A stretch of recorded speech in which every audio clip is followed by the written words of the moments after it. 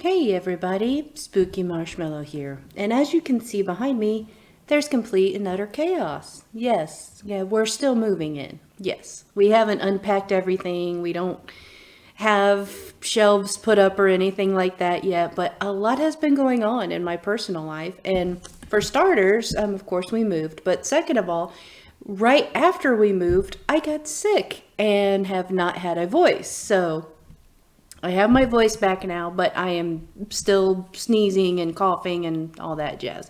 But I blame this incredibly weird weather we are having.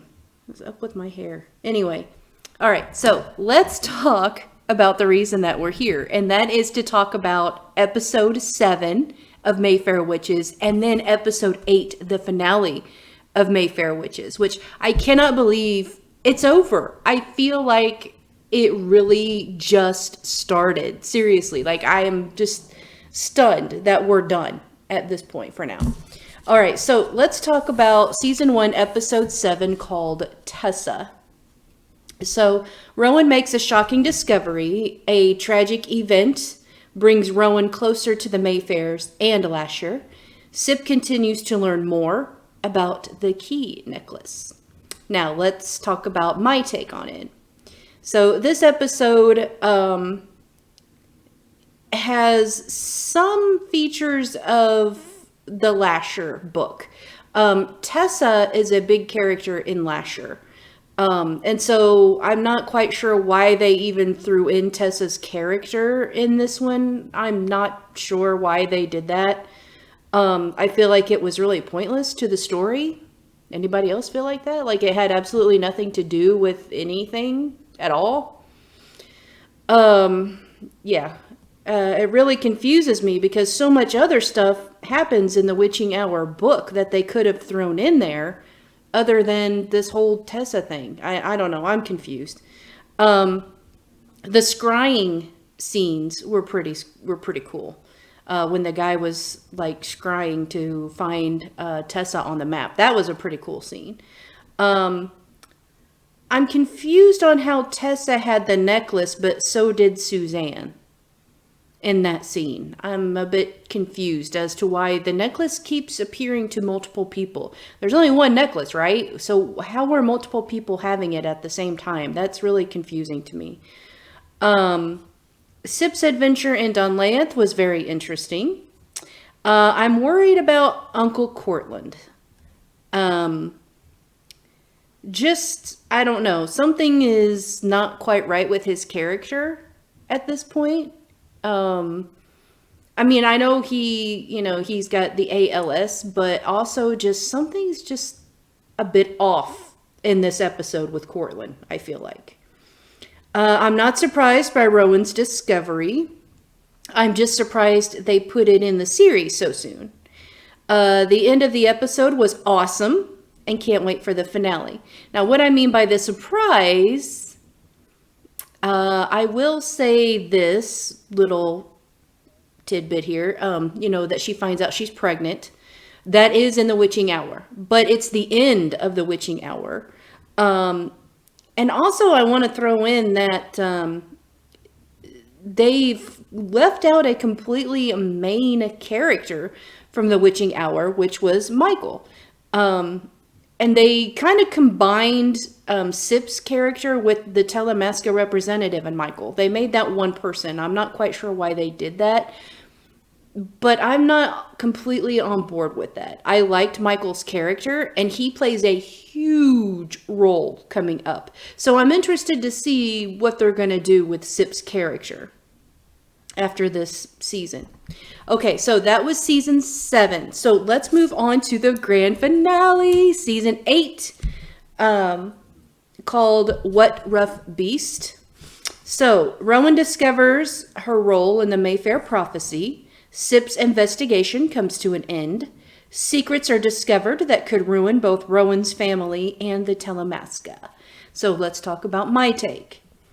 The beginning scene with Rowan and Lasher was great. Rowan and Lasher in Dunlayeth was hot. I now loathe Uncle Cortland. Yes, I hate him with a passion now. And I had forgotten some of the stuff that Cortland did in The Witching Hour. I totally like spaced it, but I loved his character. But I don't love what he has become at this point. Even though the show is nothing like the book at this point, because it's not, I do like the way that they did it. I would also like to say that I watched the show that came on after the finale that talked about the Mayfair witches. And there was a quote in there I found very interesting. And they said, oh, we tried to keep it as close to the book as we possibly could. No, you didn't. No, you did not. You did not. There is so many differences between the book and the show. And if you have not read the book, please do so. I highly recommend you read The Witching Hour. Let's get back to it. I love how Josephine learns the truth about Deidre and Cortland and teams up with Sip to help. Totally stunned by what Rowan does to Cortland. I don't like who Rowan has become. And I can't wait until the next season. So in The Witching Hour, Rowan does not become the person that she has become at the end of this season finale. She doesn't change. In the season finale, she changed to be evil, kind of, in a way, because Lasher's in her head. But in the book, it's not like that. The birth is totally different. To me, the book birth was way more intense than what the show is. And I really wish that they would have stuck with how the book birth went versus what they did. And I don't know why they changed it. I don't know. But also watching that show that came on after the grand finale, they kept talking about the similarities between Interview with a Vampire and Mayfair Witches. And I'm like, no. The only similarity is that it takes place in New Orleans. Stop trying to make it similar because it's not in any way, shape, or form. So I kind of thought that was interesting. I'm like, why are they doing this? Like, what's the point of this show? I don't understand. And they like talked forever about that. And I'm like, there's no similarities except for they both take place in New Orleans. That is it. Mayfair deals with witches. Interview with a Vampire deals with vampires. It's different. Stop trying to make something that is not there, please.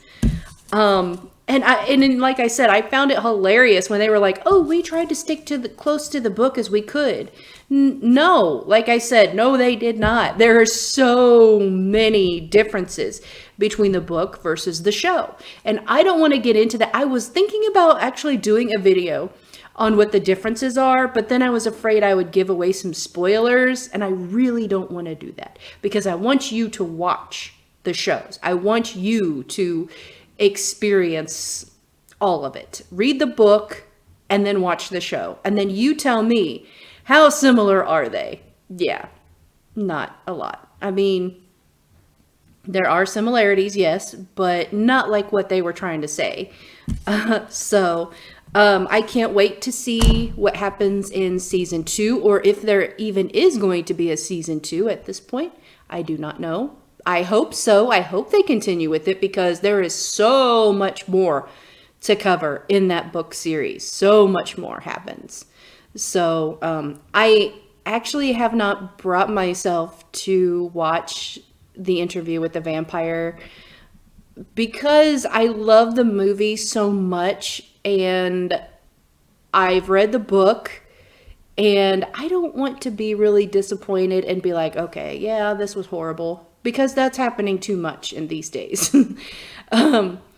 So I haven't brought myself to watch it yet. And just watching the trailers for it, I'm like, no, just no. Some things should not be remade. And I feel like that was one of them. But I am very excited about Mayfair Witches, and I hope it comes back for a second season because, yeah, there's so much more. There are 3 books in the series. There's The Witching Hour, Lasher, and Telos. And this book, this season, they covered the witching hour, but not all of it. The witching hour the book's like this thick, no joke. And there are so much more details. And there's so many more, there's so much more things that happen in the witching hour that I really wish that they would have showed or portrayed, and they did not. So that was a bit disappointing. To me, they could have done 2 seasons just on the witching hour itself. But I have a feeling they're going to move on to more of what happens in Lasher. So we'll see what happens. So, I hope you guys have enjoyed the series as much as I have. I hate that it's gone away now. Like, I'm sad, and I don't have anything to watch on Sunday nights anymore. Yeah, I was looking forward to Sunday nights because of Mayfair. Now I have nothing.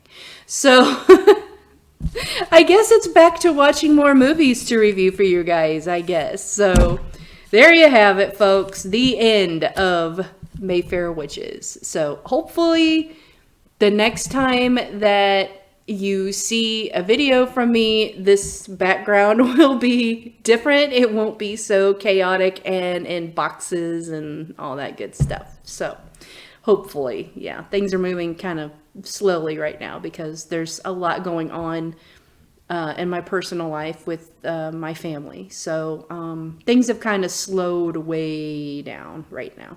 So all right, that's going to do it for today's video. Thank you so much for watching, and let me know what you thought of the Mayfair series down in the comments section below. Or if you've read any of the books, let us know down in the comments section below what your thoughts are on the books. And please do not give away any spoilers.